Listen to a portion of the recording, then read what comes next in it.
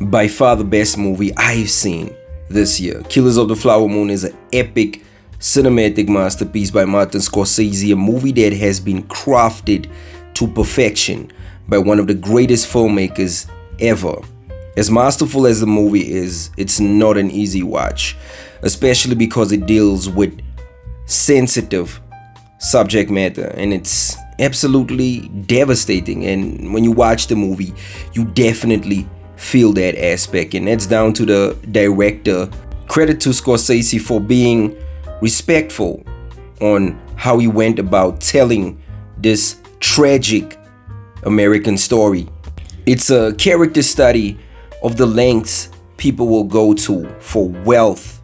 Leonardo DiCaprio plays Ernest Burkhart, who finds himself getting involved with his uncle's devious and very evil plans. Now, Robert De Niro plays William K. Hill, and wow, I would expect nothing less from Robert De Niro, but the performance that he gives here it's a very unnerving performance, because this particular character has to go around blending in with people. So it's basically, he plays the wolf in sheep's clothing, and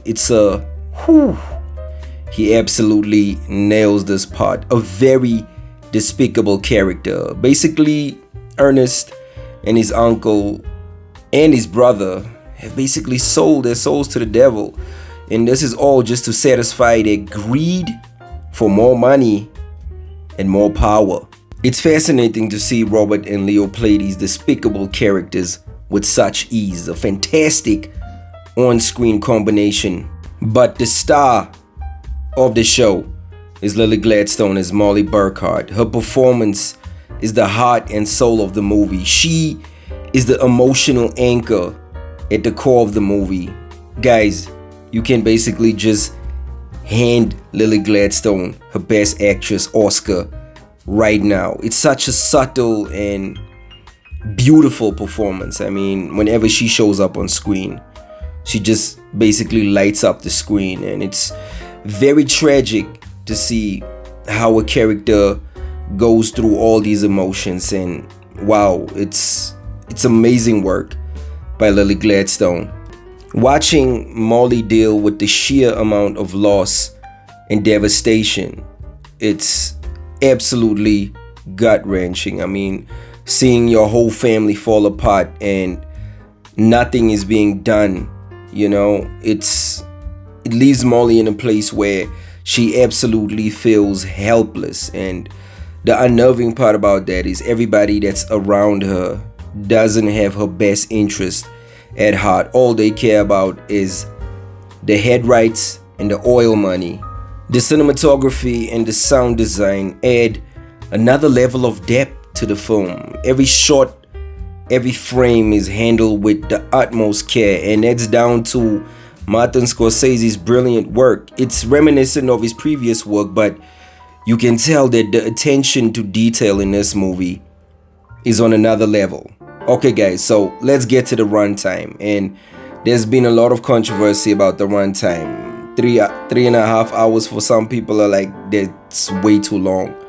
But look at it from this perspective, guys. If you are telling a story and you want to tell the story the way it's meant to be told, and it's you executing your vision, there's no way that you should be held back by the runtime. And me personally, I had no problem with the runtime, because you immediately become invested in this tragic tale.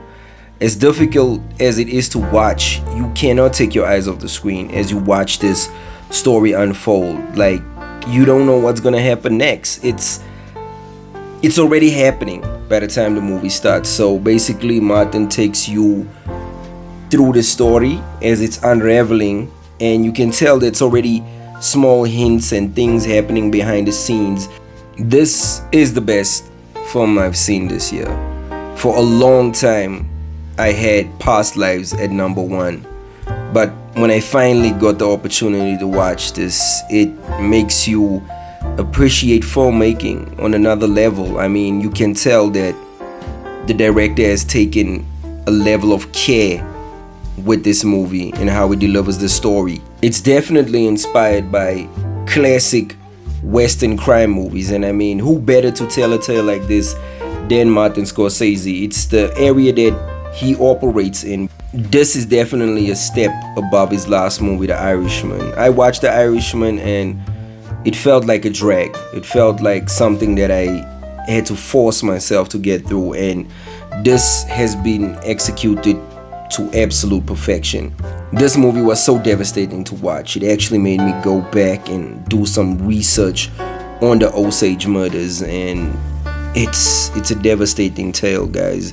It's one of those movies where if you watch it, it will have such a big impact on you that it will stay with you long after the end credits. I mean, I cannot stop thinking about this movie because it took me back to a time where it's actually hard to believe that people would, commit such terrible crimes and just go on with their daily lives, their daily routine. And it's very despicable to see what these people did to the Osage people.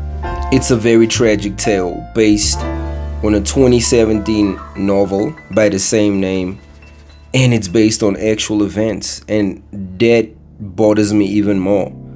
The fact that this is real events, it happened to real people. And credit goes to Martin for, handling this story with care and being respectful of the Osage people. It's a story that needed to be told, and it's a story that needs to be remembered. It's a tragic, tragic time in history, and it's a powerful film. It's a movie that you cannot afford to miss. Guys, do yourself a favor. Watch this movie immediately. It might be the best movie that you watch this year. That's it for me, guys. The best movie I've seen in 2023, hands down. Killers of the Flower Moon. Catch you on the next one.